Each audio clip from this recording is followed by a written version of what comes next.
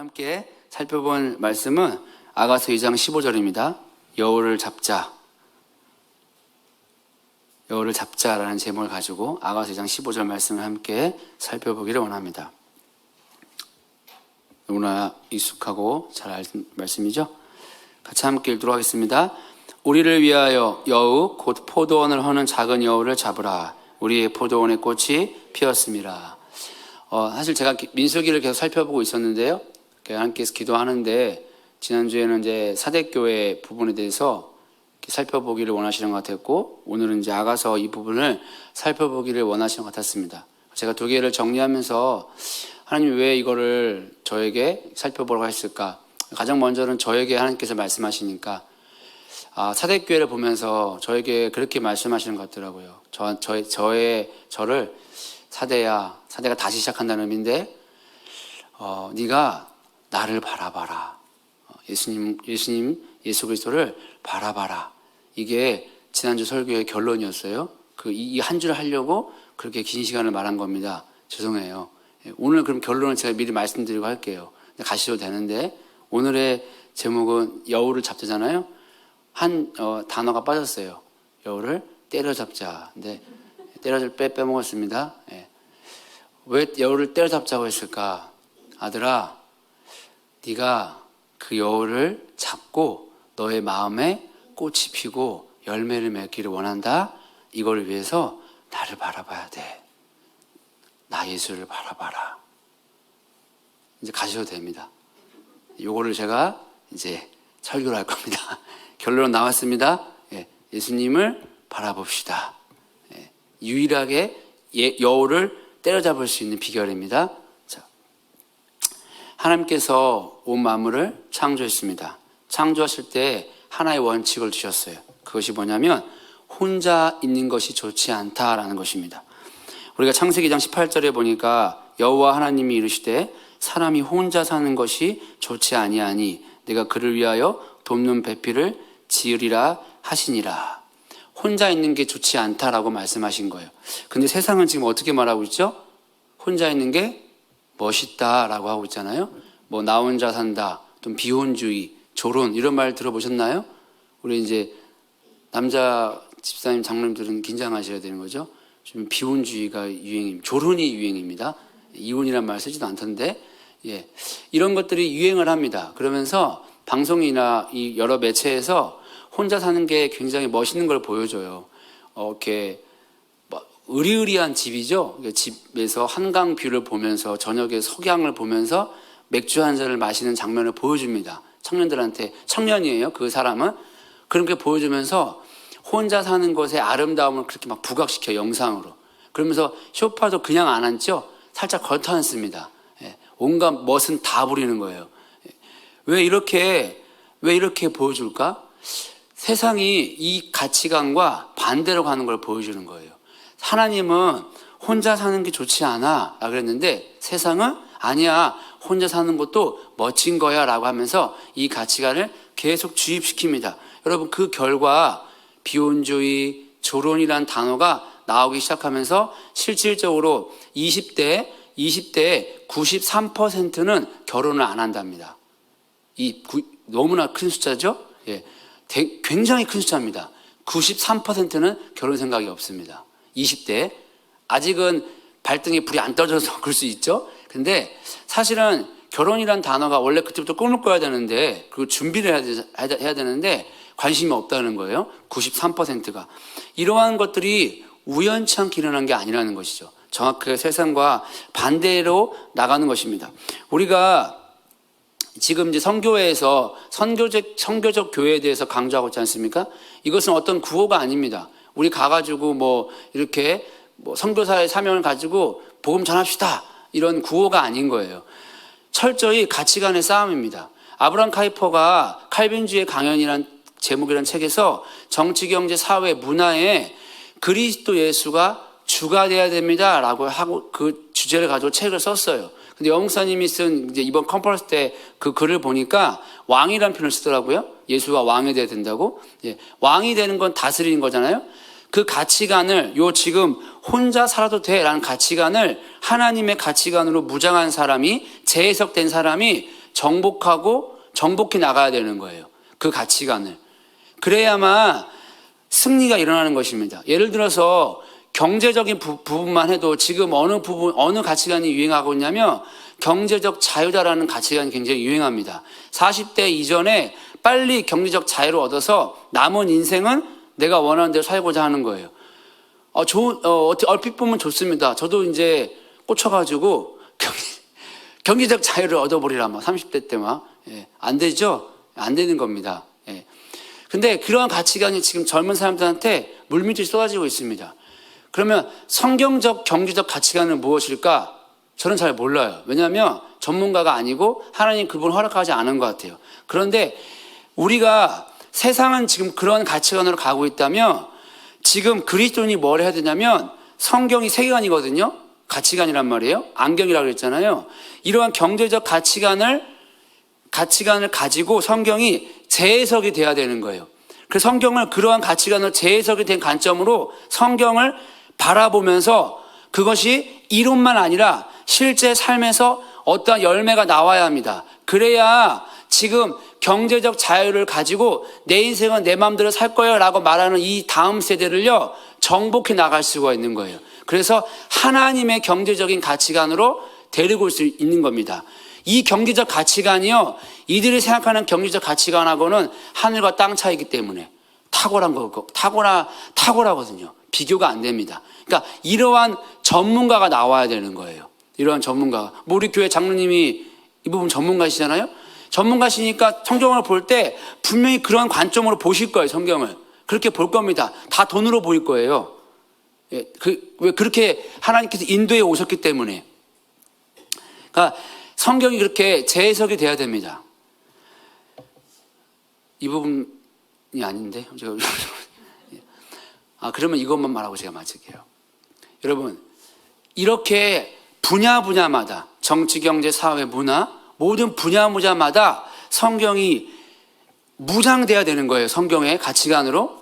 단순히 어떤 주제 성경을 말하는 게 아닙니다. 성경적 가치관으로 무장되는 사람이 나옵니다. 전문가가 나온다고요. 정복하는 사람이 나온다고요. 그러한 사람이 나가서 이제 삶을 살아나갈 때 그냥 다른 거예요.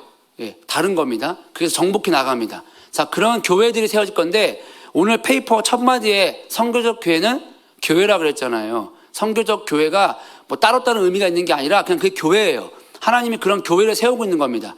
자, 그러면 제가 이번에 뭐가 확신이 됐냐면 이 컨퍼런스를 듣고 어제 이사시를 들으면서 어제 이사시 때 제가 한 30몇 시간 거의 한 39시간을 깨 있었어요. 단기가 있더구만요, 사람이. 이 극도의 피곤함에서 몽롱함 상태로 갑니다. 각성이 일어납니다. 갑자기. 비타민 과다 복용으로 각성이 막 일어나요. 그러면서 지금 내가 뭐하고 있는지, 내가 뭐하고 있는지를 몰라요. 그래서 내가 뭐하고 있는지를 모르게 됩니다. 이 마지막 끝에는. 그래서 제가 운전을 하고 가는데 내가 지금 운전을 하고 있는 거야? 뭐하고 있는 거야? 여기까지 가더라고요, 사람이. 또 끝에는 잠이 잘 안 옵니다. 잠이 잘 안 와요. 제가 지금 왜 이렇게 줄여줘야 될까요? 피로가 아직 안 풀렸어요. 제가 이 두 번의 이 경험, 이 메시지를 듣고 이 사실을 겪으면서 자, 그러면 하나님이 지금 이러한 선교적 교회를 세우고 있는데 하나님 그럼 우리의 역할은 무엇입니까? 엄청 중요한 역할입니다. 이러한 선교적 교회가 제대로 자리를 잡고 하나님의 일들이 이루어지기 위해서 필수적인 요소가 필요합니다. 그게 뭐냐? 예배예요, 예배. 예배자입니다. 누군가 예배를 해야 되는 거예요.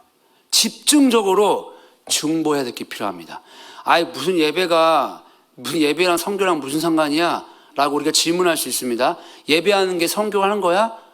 근데 이번에 더 샌드 집회를 했잖아요. 그거 제가 미국에 있을 때부터 하던 그 기획이었는데요.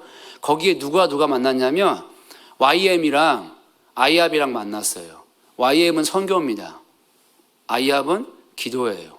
둘이 만났어요. 그냥 대표가 만난 게 아니에요. 이거는 선교와 기도가 만난 거예요. 선교함에 있어서 당신들의 기도가 선교의 핵심입니다 라고 파악을 했고요. 단순히 우리의 기도가 기도를 그치는 것이 아니라 이 기도가 선교입니다라고 확인된 거라고요. 그 두 수장이 만난 겁니다. 거기에 가서 사람들을, 젊은 사람들을 무장시켜서 보내는 거예요. 그 사람들을 기도와 예배로 선교로 보낸다고요. 그 단체가 만났습니다. 자, 그러면 오늘날 여기 지금 선교회 가운데 이러한 선교적인 게 막 외쳐지고 있는 상황에서 누가 이 일을 감당해야 되냐면 이것이 잘 되기 위해서, 소위 말해서 하나님 뜻이 이루어지기 위해서 한쪽에 또 다른 교회가 세워져야 되는 거예요. 그 교회의 이름이 뭐냐? 기도의 집이라고요. 기도의 집. 그러니까 하나님이 지금 전 세계에 뭐를 지금 세우고 있냐면 기도의 집을 세우고 있는 거예요. 그냥 섬기고 소위 말해서 복지 기능을 하는 교회를 세우는 게 아니고요. 기도의 집을 세운다고요. 새로운 정체성에 있는 교회. 왜냐? 이거와 선교가 같이 가야 하나님의 뜻이 이루어집니다. 완성이 된다고요. 그래야 예수님 온다니까요. 여기서 제가 흥분하기 시작했어요. 그러면 여러분 집중적으로 어디 공격하겠습니까? 사단이. 제가 사단이라면, 여러분이 사단이라면 어디를 공격하겠어요? 이 교회. 예? 당연히 예배지요. 예배 못하게 할 겁니다. 예배자들 못 세우게 할 겁니다. 세우되 인본주의를 세울 겁니다. 당연하겠죠? 너무 자명한 거예요. 여기는 예배 못 세우게 할 겁니다. 그러면요, 여기가 예배가 안 세워지면요, 선교회에서 뭐가 안 이루어질까요? 선교회는 이루어질까요? 안 이루어질 겁니다. 왜냐? 영광교회의 포지션이 중요하다니까요. 여러분, 새물교 선교회 선교적 교회요? 안 됩니다. 이거 영웅쌤 들으면 듣든지 말든지 뭐 상관이야, 나랑 했어요. 근데요, 제가 확실한 건 하나입니다. 절대 안 될 겁니다. 왜냐? 이 예배를 감당해 줄 사람이 필요하다고요. 이 예배를 감당해 줄 교회가 필요해요. 저는 그게 영광교회라고 생각해요. 흥분되기 시작했어요. 여러분 집중해서 기도해 주세요. 여기 기도의 집이 세워질 수 있도록. 그러면요, 하나님이 오십니다. 하나님 나라가 완성됩니다. 그런데 여러분들은 두 가지를 동시에 해야 될 수 있습니다. 각 분야별로 성경적 가치관으로 무장하셔야 돼요. 철저하게. 자, 그거를 말하는 건 아닌데, 어쨌든 하나님은 한 원칙을 뒀는데 혼자 사는 게 좋지 않다. 그래서 땅에 있는 것들은 다 뭐가 있냐면 짝이 있는 것입니다.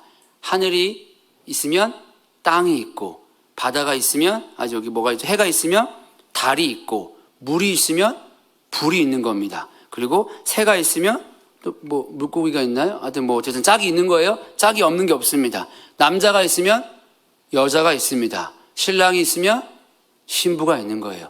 그렇게 이 세상은 하늘의 것의 그림자입니다. 그렇게 사도 바울은 이러한 남자와 여자, 신랑과 신부의 짝됨, 원래 창조의 하나된 목적을 뭐라고 말하냐면 예수 그리스도와 우리의 관계라라고 설명을 하고 있는 것입니다. 하나님이 지으시고 모든 것들을 지으시고 너무나 기뻐하셨어요.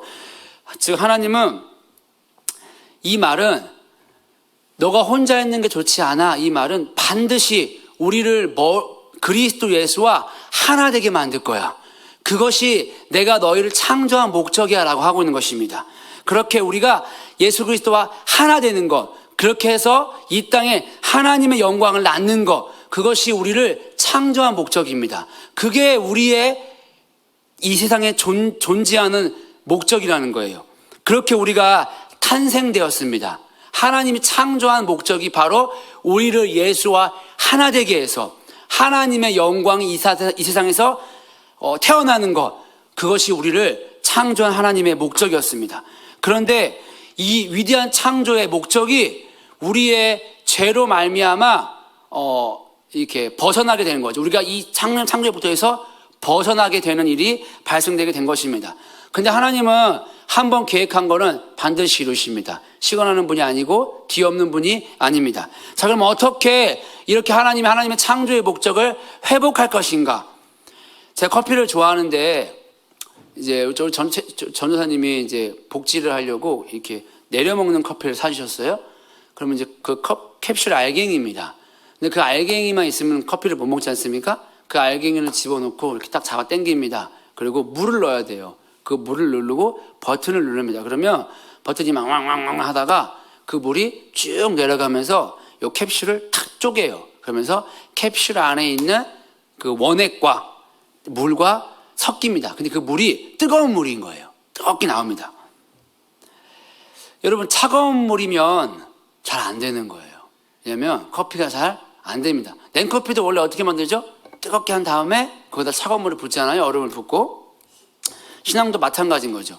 저와 여러분들이 안에 그리스도 예수가 거한다고요. 예수와 하나 됩니다. 그러면 예수 생명이 탄생되게 돼 있는 거예요. 반드시 돼 있습니다. 그런데 그렇게 하고자 이 세상 가운데서, 이 죄 있는 세상 가운데서 반드시 만나야 되는 게 뭐냐면 열이에요. 열. 뜨거운 열을 만날 수밖에 없는 겁니다. 뜨거운 물을 만나지 않으면 커피가 안 되는 거예요. 그것을 뭐라고 말하고 있냐면 고난과 시련이라고 하고 있는 것입니다.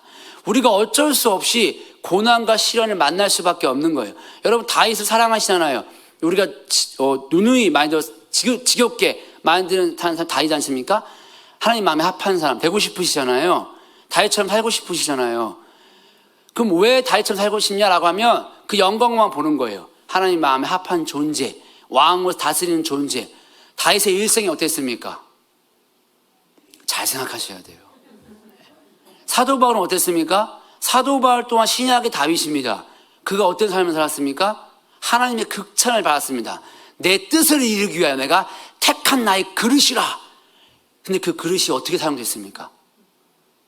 여러분, 우리가 하나님을 알고 하나님을 사랑하고 하나님 따라간다는 건요, 반드시 따라올 수밖에 없는 게 뭐냐면 시련이에요. 고난입니다. 노 크로스, 노 크라운입니다. 우리가 고통 없이는 영광을 얻을 수가 없는 것입니다. 반드시 시련이라는 것이 우리 가운데 오게 되어 있는 거예요. 하나님의 사랑과 우리의 사랑이 생각하는 게 다른 거예요. 하늘과 땅이 다른 것처럼 하나님이 생각하는 것과 우리의 생각하는 것이 다를 수 있다는 것입니다. 하나님은 이스라엘 백성들을 광야로 인도할 때, 그리고 그들을 가나안 땅으로 인도할 때 저 땅이 목적이 아니라 그랬잖아요. 그들을 내게로 인도하는 거라고. 하나님이 구약에서 뭐라고 말하고 있냐면 신약에서도 사랑이랍니다. 그러면 그들을 어디로 인도했냐고 말하고 있냐면 사랑으로 인도하는 거야. 너희를 인도하는 게 사랑이야 라고 하고 있는 거예요. 근데 그 사랑이 우리가 생각하는 것과 다른 거예요. 여러분, 광야는 어떤 곳입니까? 추워요. 덥습니다. 먹을 것 없습니다. 그것이 어찌 사랑이겠습니까? 아, 괴롭히려는가 보다. 우리 하나님 그런 분이 아니라는 것입니다. 고생만 시키려고 그 이스라엘 백성들과 결혼한 게 아니라는 거예요. 여러분, 제 아내가 제한테 하는 말이, 손을 잡고 늘 하는 말이 있어요. 나보다 손이 부드럽네. 제가 결혼할 때 뭐라고 했겠습니까? 안 했어요. 왜냐면 그 거짓말이니까. 물을 조금만 묻히게 해줄게. 조금만. 아예는 아니고. 그래서 우리 보통 결혼할 때 하지 않습니까? 내가 당신의 손에 물 한 모금 안 묻히게 해줄게. 고생 안 하게 해줄게. 그거 다 거짓말입니다. 거짓말. 그런 남편은 없습니다. 세상에. 그 하나님이 내가 널 너무나 사랑해. 나에게로 인도해주고 나랑 결혼하자 그랬는데 고생 안 할 줄 알았어요. 이런 생고생이 시작되는 것입니다. 그럼 왜 이렇게 고생을 시킬까? 왜 하나님이 이스라엘 백성들을 광야로 인도했을까? 여러분, 이스라엘 백성들은 태어나고 자란 곳이 어디냐면 애굽 땅이었습니다. 그 애굽은 어떤 곳이에요? 그 사단의 본거지입니다. 그들이 나고 자라면서 원수의 자녀로 자란 거예요. 그곳에서는 하나님을 사랑할 수가 없는 거예요. 그러니까 애굽에서 끄집어내서 광야로 지나갈 때는 너희들 안에 있는 그런 애굽적인 것, 나를 대적하는 그 요소들을 내가 다 제거해 줄게. 왜냐하면 그거는 나랑 함께 할 수가 없어. 그렇기 때문에 내가 그것들을 다 없애 줄게 라고 하고 있는 것입니다. 그렇게 애굽이 뭐냐면 거짓 신앙 체계예요. 그런 시스템 안에 살고 있는 자들을 하나님 중심적인 삶으로 끄집어내고 있는 것입니다. 그러니까 이들이 여전히 거짓 신앙 체계 안에 있으면 핵심이 뭐냐면 자기 중심적인 삶을 살아간다고요. 내 목적을 위해서 살아갈 수밖에 없는 거예요. 자기 자원으로 살아갈 수밖에 없습니다. 자기의 방법으로 살아갈 수밖에 없는 겁니다. 몸통 중심이 뭐냐? 나예요, 나. 그러니까 내 뜻대로 안 되면 불만, 불평이 끊임없이 나오는 것입니다. 끊임없이. 그들은 자기들이 하나님 사랑한다고 생각했다고요. 왜냐? 나올 때 6월절을 경험했잖아요. 그리고 제사를 드리니까. 그런데 여전히 안에 뭐가 있는 거예요? 중심에 내가 있어요. 내가 애굽이 있는 거예요. 그러니까 어쩔 수 없이 38년의 기간이 필요한 것입니다. 근데 그것이 이스라엘 백성들의 입장에서 보기에는 괴롭히는 것처럼 느끼는 거예요. 왜 이렇게 힘들게 나를. 내가 저 인간 믿고 씹었더니만 고생만 직사하네. 그러려고 결혼한 건 아닌데, 그렇죠? 여러분, 근데 하나님의 사랑은 이 자리에 있어 봐야 빛나는 겁니다. 빛은 어둠에 있던 자가 빛으로 나와야 이 빛이 빛인 걸 아는 거예요. 자녀들이 이제 부모님 밑에 있으면 다 해주거든요. 그러면 결혼한다는 게 뭔지 몰라요. 근데 요즘은 다 해줘서 문제긴 한데 결혼해도 다 해주죠, 엄마 아빠가. 애 낳으면 집에 안 가기를 축복합니다. 애 낳으면 네가 키워라 하기를 축복합니다. 너는 독립했으니 나와 상관없다라고 축복합니다. 우리 아내 보니까 애 낳으면 벌써 자기가 가서 봐줄 거래요. 그래서 내가 이게 아닌데 네. 웃지 않고 대답 안 하신 거 보니까 내가 애 낳으면 키워줘야겠구나. 우리 집사님 생각하고 계신가 봐요. 키워주지 않기를 축복합니다. 이제 다 해주거든요. 근데 옛날 어른들은 안 해줬잖아요. 결혼해 보니까 누구의 마음을 아주 조금 사실 모릅니다. 저는 잘 모르겠어요.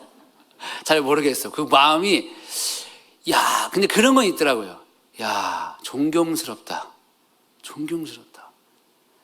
제가 지금 제 나이 때 저희 어머니가 제 나이 때 제가 22살인가 그랬거든요. 그러니까 우리 아들 보니까 까마득합니다. 어떻게 날 키웠지? 어떻게 날 키우지? 물론 잘 모르지만 근데 결혼해 보니까 조금 아는 거예요. 어둠에 있어야만 빛이 얼마나 소중한 걸 압니다. 우리가 죄악에 있는 우리를 하나님이 이러한 어둠 가운데 시련 가운데 있지만 거기에 가 있어야만 하나님의 사랑이 무엇인지를 알게 되는 겁니다. 그래서 어쩔 수 없이 광야로 우리를 끄집어 갈 수밖에 없는 것입니다. 여기에 가면 우리는 스스로 아무것도 할 수 없는 존재임을 알게 돼요. 거기에 가서 농사 지을 수도 없고 어디 가서 음식을 해 먹을 수도 없습니다. 춥고 옷도 지어 입을 수가 없어요. 근데 그곳에서는 옷도 헤어지지 않았고요. 한 번도 굶지 않습니다. 그곳에 가야 하나님의 사랑이 이로구나. 내가 옷도 헤어지지 않고 내가 입는 모든 것도 하나님이 채워주는구나. 그곳에 가야 참된 사랑을 고백하게 됩니다. 그러려고 우리를 광야로 인도하는 거예요. 저 여러분들이 예수 믿고 따라갔더니만 왜 이렇게 고난을 당하지? 왜 이렇게 시련이 있지? 왜 이렇게 우리 인생이 이렇게 어렵지? 라고 할 때 그것이 하나님의 사랑의 표현이라는 것입니다. 예수님을 모르는 사람은 좌절하고 낙심합니다. 우울증 걸려요. 그런데 그리스도 예수를 아는 자, 나를 그리스도 예수로 인도했다는 걸 아는 자, 그 고난이 내게 유익이라 라고 고백하게 된다는 것입니다. 혹시 시련 가운데 있는 자가 계십니까? 아픔 가운데 있는 분들이 계십니까? 내가 무엇을 먹어야 할지, 무엇을 입어야 할지 큰 근심 가운데 있는 분들이 계십니까? 그곳에서 하나님의 사랑을 깊이 경험하게 되실 것입니다. 우리가 드라마를 보통 이쯤 되면 보통 아멘 아닙니까? 이런 거를 뭐라 그러죠? 옆구리 찔러 절반다 그러나요? 에피소드가 난무합니다. 왜 이렇게 에피소드가 난무하고 마지막에서 가서야 서로의 마음을 확인하게 할까요? 그래야 드라마가 재밌거든요. 그래야 그들의 사랑이 돋보입니다. 그렇죠? 혹시 옛날에 첫사랑이라는 드라마 보셨나요? 죄송합니다. 여러분, 그래야만 그 사랑이 너무나 달콤한 거예요. 하나님과 우리의 사랑도 마찬가지입니다. 이미 결론은 났어요. 결혼해서 하나님의 자녀들을 낳고 이 세상을 다스리고 잘 살고 있더라. 이게 성경의 결론입니다. 근데 이 과정은 에피소드가 너무 많이 일어납니다. 있네, 없네, 왜 나를 이곳에 데리고 왔네 부터. 그러나 희노애락의 인생을 통과하게 돼 있습니다. 희노애락이라는 고난, 뜨거운 열을 만나야만 커피가 녹아요. 그래야만 우리가 맛있는 커피 한 잔이 되는 것입니다. 여러분, 희노애락을 만나야 우리가 그리스도 예수와 하나 될 수 있습니다. 우리 인생 가운데 희노애락이 없으면요, 예수님과 하나 되는 하나님의 창조의 목적은요, 나랑 상관이 없는 게 되는 거예요. 그러면 어디에만 관심이 가는 줄 아세요? 여전히 유월절을 경험했고 놀라운 기적과 예적을 경험했지만 누가 중심이 된다고요? 자기가 중심이 된다고요. 이 광야를 지나가는 목적이 뭔지를 몰라요. 치워져서 안 보이네. 결혼을 했습니다. 여보 사랑해. 당신 너무 아름다워. 고백을 보통 하지 않습니다. 눈이 마주쳤는데 그렇게 고백하시잖아요. 결혼할 때 너무 아름답네. 여보 사랑해요. 그 결혼 고백을 합니다. 그러면 이제 집사님이 이제 반대편에서 대답을 합니다. 알아요. 내가 너무 아름답죠. 뭔가 이상하지? 2번 여보 사랑해. 너무 아름다워. 너무 사랑해. 그러니까 당신도 너무 멋져요. 여보 내가 당신을 너무나 사랑해요. 자, 이거를 우리가 아가서로 한번 바꿔볼까요? 나의 술람이야. 아따 네가 엄청 검은디 너무 아름답구나. 그럼 술람이가 뭐라고 대답할까요? 맞아요. 내가 아름답네요. 이러고 있어야 되나요? 이상하죠? 뭐라고 대답해야 돼요? 응? 뭐라고 대답해야 됩니까?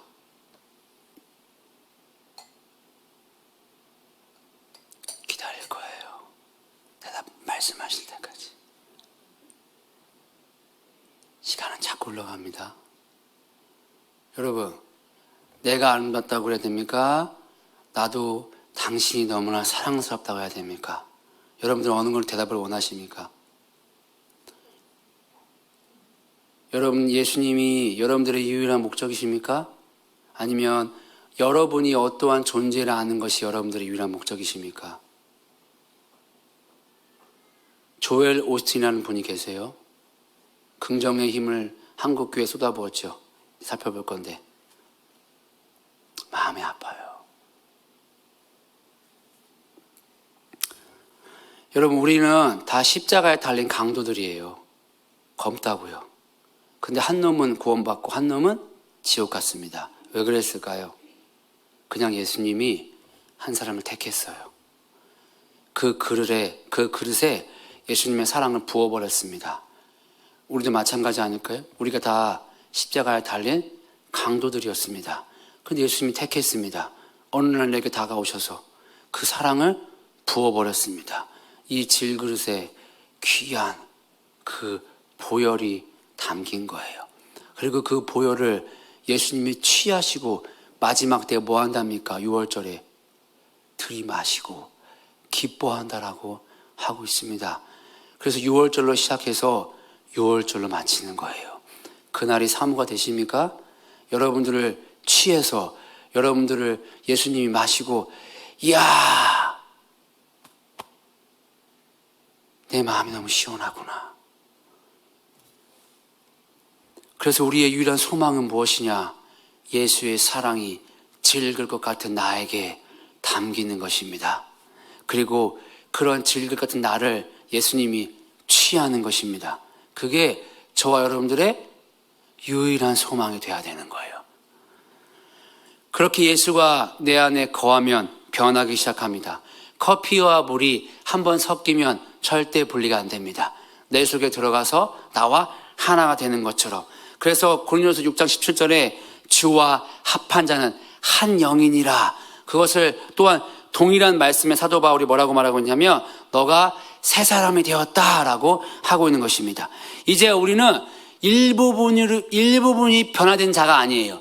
그리스도 예수와 같은 존재로 변화된 새로운 사람이 된 것입니다.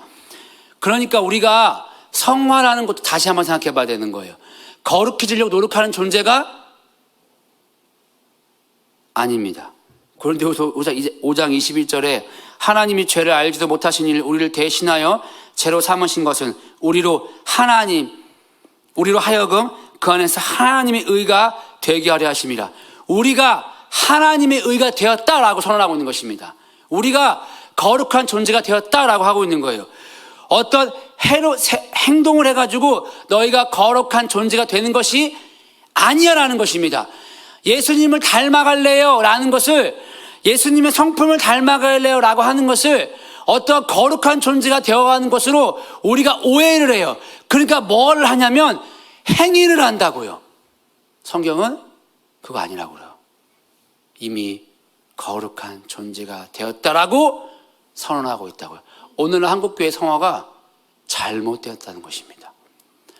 이 성화는요, 전형적으로 제가 신대원에서 배웠던 건데 100% 동의합니다. 선교적 교회론에서 배운 거거든요. 하나님의 의가 확장되어 가는 거예요.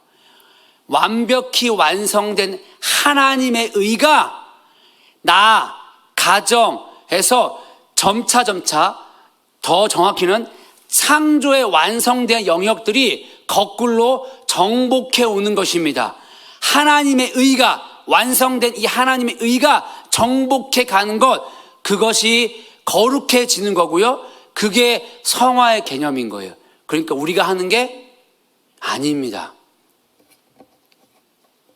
그게 구원의 완성이라고요. 우리가 예수님 닮아간다는 거는 물론 성품을 닮아가는 게 있습니다. 그런데 여러분도 알다시피 그렇게 완성된 분이 계신가요, 주위에? 보셨어요? 아니, 안 보였는데 한 명도 못 봤는데 나는? 그러면 우리가 기독교가 이상한 종교 아닙니까? 한 명도 없어, 예수님 닮은 사람이. 지금 몇백 년이 지나도 아무리 우리 수행하는 종교입니까? 아니잖아요. 그러니까 그거는 잘못된 교리라고요. 우리는 성품을 수행하는 종교가 아니에요. 예수님을 누리는 종교라고요. 다릅니다. 이렇게 새로운 존재, 거룩하게 된 존재는요, 필연적으로 하는 게 있어요. 내가 한 게 아무것도가 없어요. 그러니까 누구만을 높입니까? 예수님의 이름만을 높이게 돼 있습니다. 내가 교회에 오는 거, 거룩한 삶을 살게 된 거, 나를 통하여 복음이 확장되어 가는 거, 내가 기도하는 거, 내 모든 삶에 있어서 내가 한 게 아니라 내 안에 계신 은혜가 예수의 자원이 했음을 깨달았기에 오직 단 하나 예수의 이름만을 높인다고요. 내 행위를 의지하지 않습니다. 그렇기 때문에 세상은 이러한 존재를 미워한다니까요. 싫어합니다. 이게 세상의 본질입니다. 그리스도 예수와 연합된 그런 나란 존재를 세상은 싫어할 수밖에 없는 거예요. 그렇기 때문에 술람미와 예루살렘 여자들은 하나 될 수 없는 거예요. 예루살렘 여자들이 술람미를 박해하고 조롱하고 학대할 수밖에 없는 것입니다. 술람미가 솔로몬으로부터 많은 사랑을 받았습니다. 그러니까 술람미가 사랑을 받되 예루살렘 딸들과 오빠들이 조롱과 핍박과 고난이 찾아오게 되게 되어 있는 것입니다. 그런데 그러한 조롱과 핍박과 고난이 술람미의 사랑을 끊을 수가 없다고요. 구원의 즐거움을 뺏어갈 수가 없습니다. 물론 이런 거짓 신앙 체계, 특별히 오늘 제가 살펴볼 것, 이것은 육에 속한 것이고, 특별히 이 율법주의, 이것을 오늘 뭐라고 말하고 있냐면 작은 여우라라고 하고 있는 거예요. 작은 여우라. 이러한 율법주의 작은 여우는 우리의 구원을 뺏어갈 수는 없습니다. 그렇지만 구원의 즐거움을 누리지를 못하게 합니다. 그리스도 예수와 동행하는 즐거움을 뺏어간다고요. 온갖 짐만 지워주기, 예수 믿는 거를 짐 짓는 것으로 만들어버린다고요. 우리가 태어날 때부터 율법과 결혼했어요. 너무 완벽해. 바늘로 찔러도 피 한 방울 안 나. 못된 놈이 아니라 완벽해. 근데 또 너무 선해. 그래서 그 앞에 서면 나는 왜 작아지는가? 이렇게 될 수밖에 없는 거예요. 너무 작아지는 거예요. 그러니까 너무 힘들어. 이 율법과 사는 게. 그런데 죽지도 않아. 또 한 놈이 죽어야 되는데 죽지도 않습니다. 성경에 이 결혼은 한 사람이 죽어야만 끝난다고 돼 있어요. 근데 우리가 율법과 결혼했는데 둘 중에 하나가 죽어야 끝나는 거예요. 근데 이 율법은 선하고 완벽하고 죽지도 않습니다. 결혼은 누가 죽어야 되냐? 내가 죽어야 되는 거예요. 내가 안 죽으면 율법과 벗어날 수가 없는 것입니다. 사도 바울은 이 율법과 그리스도인의 관계를 뭐라고 표현하고 있냐면 결혼 관계로 말하고 있는 거예요. 그래서 우리가 예수님과 결혼한 상태인데 여전히 율법의 그 행위를 추구해서 살아간다면, 율법의 으로 말미암아 행함의 의를 추구해 나간다면 그걸 성경은 간음이라고 하고 있는 것입니다. 예수님께서 여기서 우리를 건지기 위해서 어떠한 계획을 했냐면 본인이 율법을 다 완성해 버렸어요. 오셔서. 그뿐만 아닙니다. 죽어야 된다고요, 우리가. 그러니까 안 되겠다. 제가 죽을 수는 없고 내가 대신 죽어야겠다.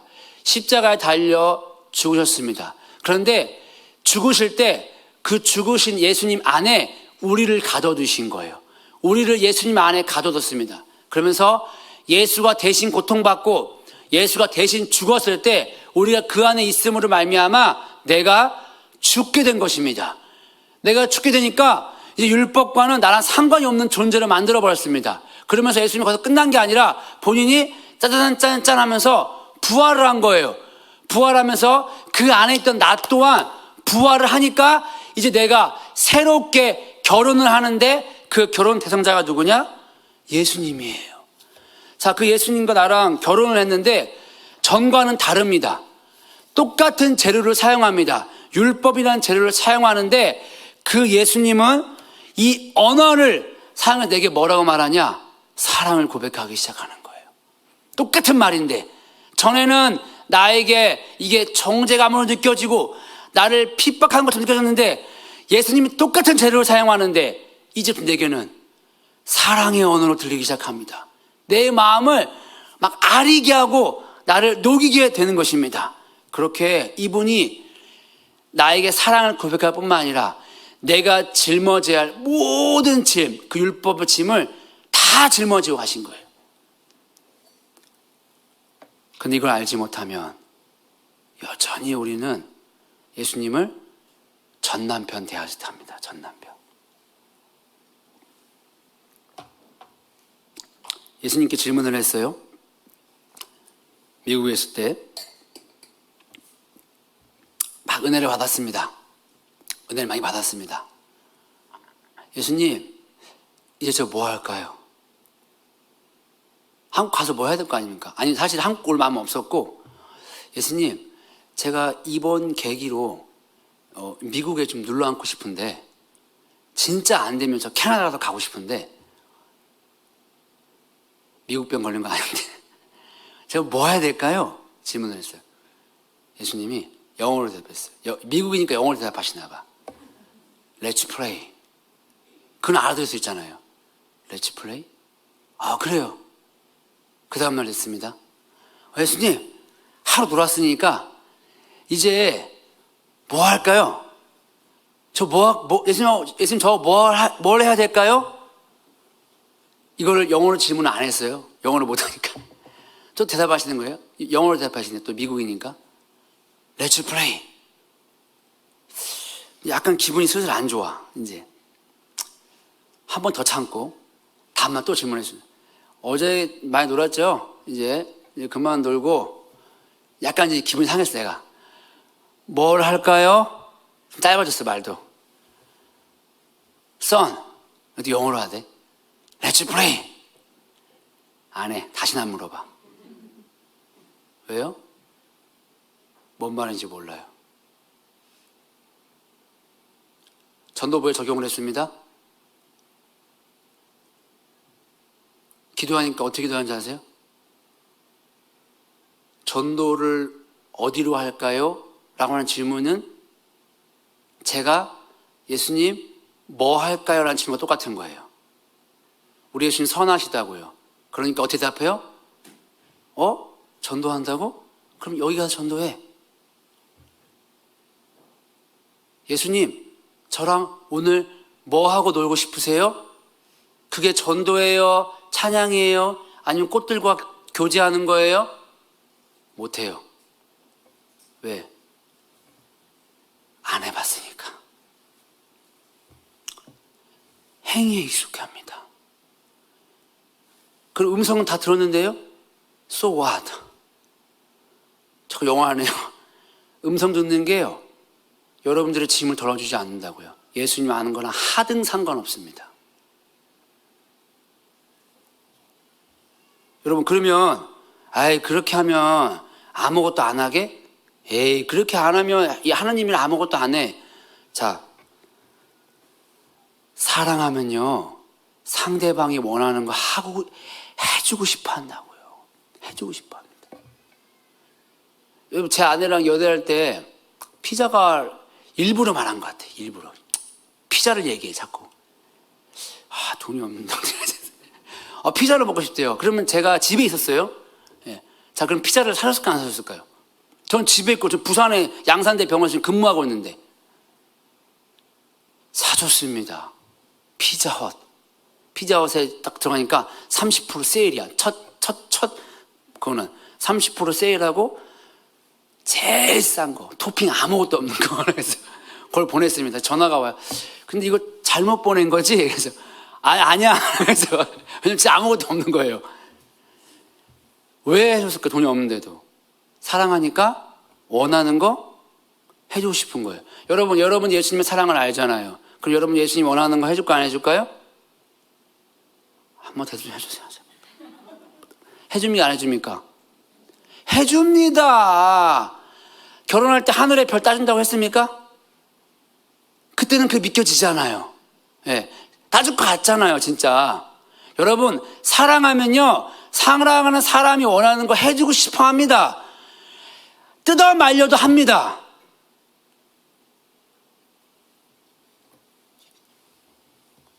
예수님의 관심은요, 우리가 하는 일에 있지 않습니다. 예수님은요, 나란 존재에게 있다고요. 존재에게. 안 믿어요, 아무도. 행위로 갑니다. 끝나고 나가면요, 다음 주에 만나면요, 또 행위할 겁니다. 어렵습니다. 이름과 실제는 하늘과 땅 차이니까요. 여러분, 나태해지지 않습니다. 여전히 애굽에 있으면요, 여전히 거짓 신앙책이 있으면요, 여전히 율법주의 하면요, 그게 성경이 가늠한 거라고 말하고 있는 거예요. 그게 우상숭배입니다. 그러니까 사도 바울이 고백하고 있잖아요. 내가 옛날에는 이런 삶을 살았어. 내가 옳은 일을 열심히 하려고 그랬어. 그런데 생명에 이끌게 할 저 계명이 날 오히려 죽음에 이끌게 하네. 오호라. 율법주의는 우리를 어디로 있게 하냐면 행위에 이끌게 합니다. 예수 그리스도라는 생명에 집중하는 것보다 행위에 집중하게 만듭니다. 나란 존재에 집중하게 만듭니다. 여러분, 그러면 옳은 일 하면 되냐? 하나님이 아담과 하와를 만드시고 선악 에덴 동산에 두시고 뭐라고 말씀했냐면 선과 악을 알게 하는 나무의 열매는 먹지 말라라고 했습니다. 자, 그런데 그리고 나서 뭐라고 말했냐면 여기에 있는 모든 동사는 증황에 있는 모든 것들은 너희가 임의로 먹되라 그랬어요. 여기 임의로 먹으니까 골라 먹으라는 게 아니고요. 베스키라빈스가 아니에요. 반드시 먹으라는 거예요. 근데 거기에 뭐가 있었죠? 선과 악을 알게 나무 열매 옆에 생명나무가 있었어요. 그러면 그 생명나무 열매는 임의로 먹는 거예요? 반드시 먹어야 되는 거예요? 임의로만 잘못 해석하는 거라고요. 반드시 먹으라. 하나님의 뜻이 뭡니까? 그러면 뭘 먹기 원하는 거예요? 생명나무 열매를 반드시 먹기를 원했어요. 자, 그런데 우리 아담과 하와가 가만히 보니까 선과 악을 알게 한 나무 열매를 낼름 먹어버렸네. 선과 악을 알게 한 나무 열매를 먹으니까 이제 어떤 게 생겼습니까? 정말로 선과 악을 알게 됐습니다. 이들의 기준이 이제 뭐가 됐냐면 내가 선을 행하는지 내가 악을 행하는지 거기에 내가 중점이 가게 된 거예요. 그럴 수밖에 없는 거예요.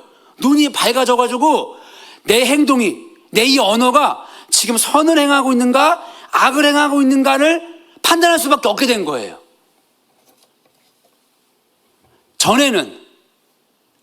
전에 아담의 행위는 다 하나님 보시기에 옳은 거였다고, 토부였어요. 선한 거였어요. 왜냐?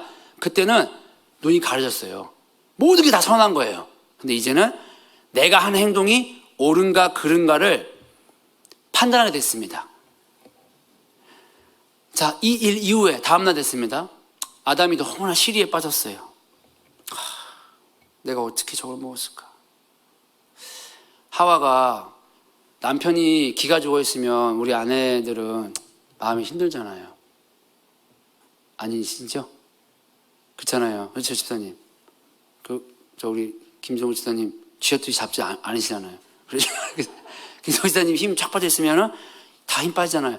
남편이 힘 빠지면 온 집안 공기가 힘 다 빠지잖아요. 그러니까 안 되겠는 거야. 그래서 여보 힘내. 그러면서 요리를 이렇게 해갖고 옵니다.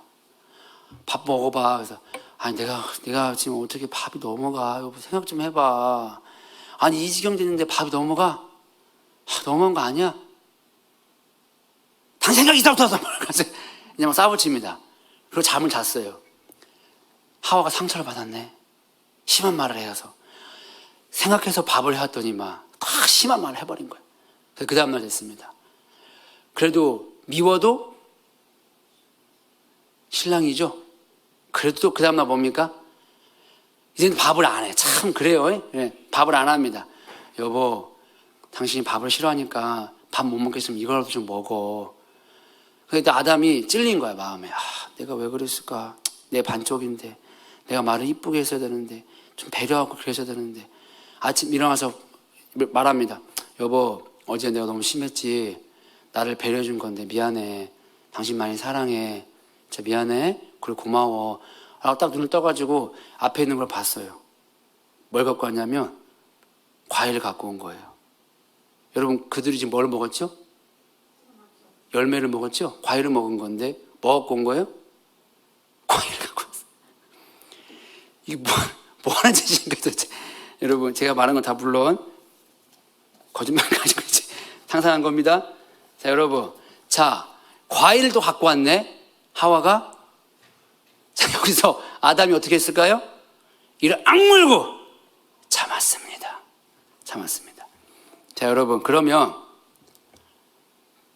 첫날 막 승질낸 거는 잘한 걸까요? 못한 걸까요? 잘한 거예요? 못한 거예요? 예? 그럼 좋아야 나빠요? 나쁘죠? 자, 그럼 두 번째 날, 그럼 좋은 말을 했어. 좋은 거예요? 나쁜 거예요?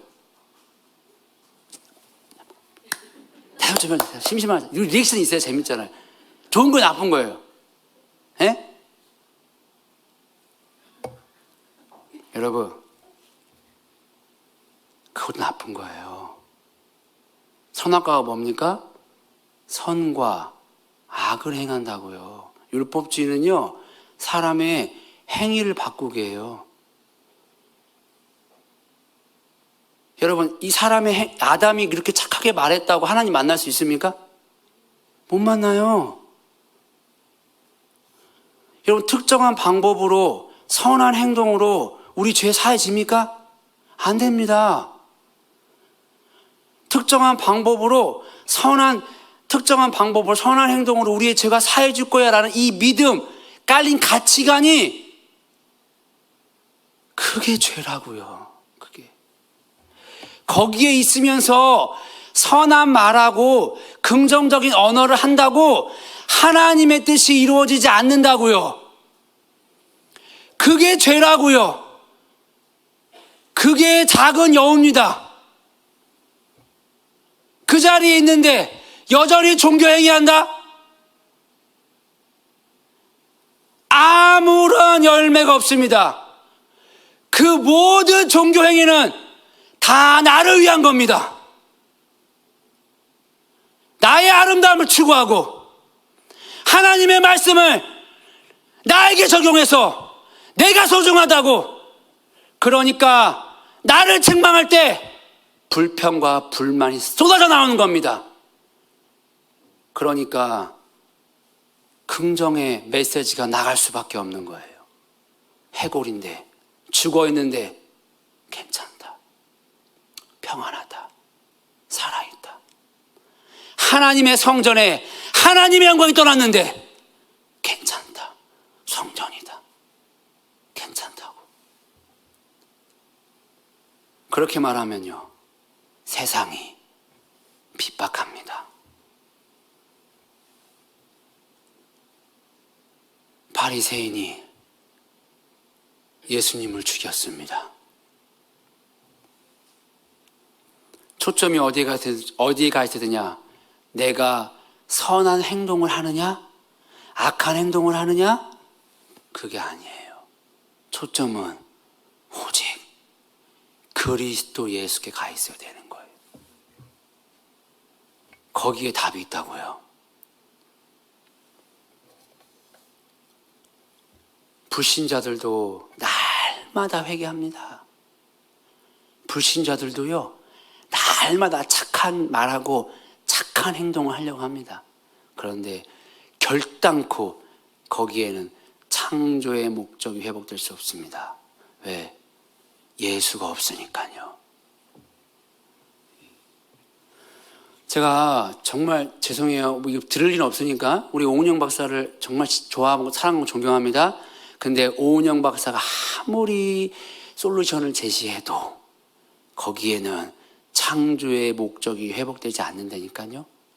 내가 울 수 있어요.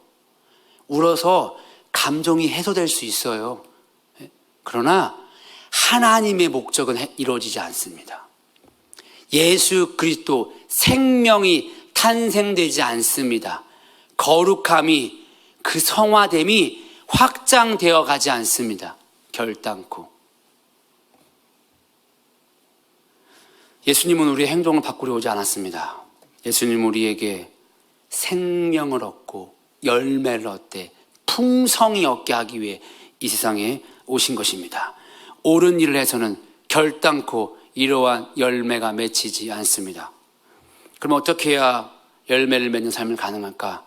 오직 십자가에만 답이 있습니다. 나는 악을 이길 수도 없다고요. 옳은 일 행해서도 안 된다고요. 나는 어떠한 하나님의 창조의 목적을 회복할 존재가 아님을 깨달아 오직 그리스도 예수의 자원과 그리스도 예수의 목적과 그리스도 예수만을 붙잡는 것, 이 하나님 중심적인 삶을 실적인 삶에서 추구해 나아가는 것, 그 사람을 통해서만이 하나님의 나라가 확장되어 갑니다. 내 모든 행동의 동기가 그리스도 예수의 자원임을 아는 자, 은혜임을 아는 자, 그리하여 내 모든 것이 다 하나님의 은혜였다 고백할 수 있는 자, 그를 통하여서만 하나님 나라가 세워집니다. 이러한 사람은 하나님의 의리, 의무가 아닌 갈망이 됩니다. 해야 한다가 아닌 하고 싶다로 바뀌게 됩니다. 여러분들이 처음에 예수 믿을 때 어떻게 하셨나요? 누가 시켜서 기도했습니까? 누가 시켜 전도했나요? 누가 시켜서 봉사했습니까? 뒤에 있는 강연옥 권사님, 시켜서 기도했나요? 우리 고집사님 회개 많이 하셨잖아요. 제가 간증 들어서 압니다. 근데 우리 고집사님의 열매가 누구 때문에 됐습니까? 강 권사님이 핍박을 하고 교회를 왜 가니? 그래도 왜 갔습니까? 교회를? 그 사랑이 너무 좋아서 막 이렇게 해도 왜 갑니까? 못 말립니다. 가니까 어떻게 됐습니까? 남편 돌아와, 자녀 돌아와, 그 자녀가 결혼해서 애를 낳아. 다니엘처럼 되는 겁니다. 여러분, 예수의 사랑을 아는 것, 그것만이 하나님 나라가 확장되고 하나님의 생명이 재탄생되고 가장 적극적인 삶을 살아가게 해주는 것입니다. 바울은 이 세상을 지배하는 거짓 신앙책에서 우리가 죽었다라고 명확하게 결론을 내리고 있습니다. 그리고 너희가 그리스도 예수와 한 몸이 되었어라고 하고 있습니다. 이것을 참으로 믿는 자, 참으로 아는 자, 결단코 마음대로 살지 않습니다. 결단코 또 죄를 반복짓는 행위를 하지 않습니다. 100%입니다. 왜? 내 안에 예수님이 있기 때문이에요. 예수님이 있기 때문에. 빛, 어둠을 싫어할 수밖에 없어요. 반드시 어둠을 향해 토악질하게 되어 있습니다. 어둠을요 쏟아내게 되어 있습니다. 한번 빛을 맛본 자 어둠으로 돌아갈 수가 없습니다. 만약에 내가 여전히 반복되는 죄 가운데 있다, 여전히 어둠을 사랑한다, 여전히 행위를 의지하는 삶을 살아가고 있다, 여전히 내 안에 작은 여호가 설친다, 그러면 어디로 돌아가야 되냐? 다시 그리스도 예수 앞으로 돌아가야 합니다. 그분의 음성이, 말씀이 내 마음을 찔러 쪼개서 골수에까지 차고 넘치는 사랑으로 들리기 시작해야 하는 것입니다. 이게 문자가 아닌 살아서 말씀이 재해석이 되어서 모든 부분에서 하나님의 나라를 정복해가는 삶을 살아가는 삶이 실제로 되어져야 하는 거예요.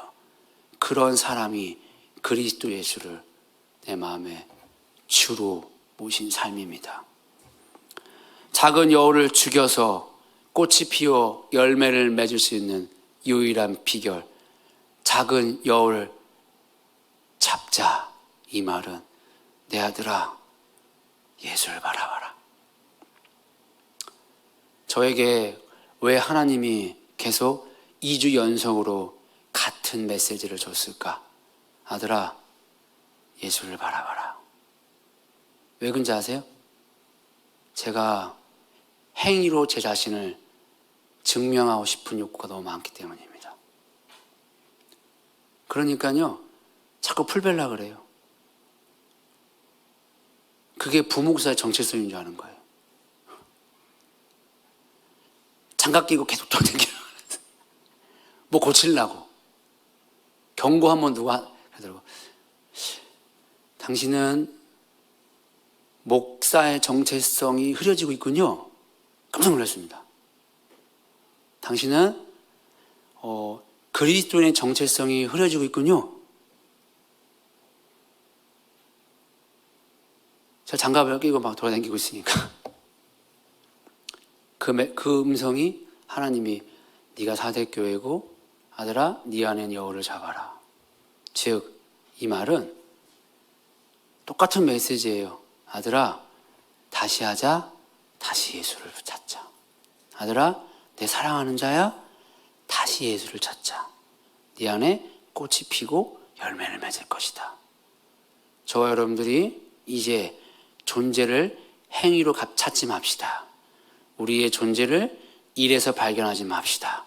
놀자 그러면 놀고, 눕자 그러면 눕고, 일하자 그러면 일하되, 그리스도 예수가 저와 여러분들의 유일한 정체성이 되시기를 예수님의 이름으로 축복합니다. 그래서 열매 맺는 삶 사시기를 바랍니다.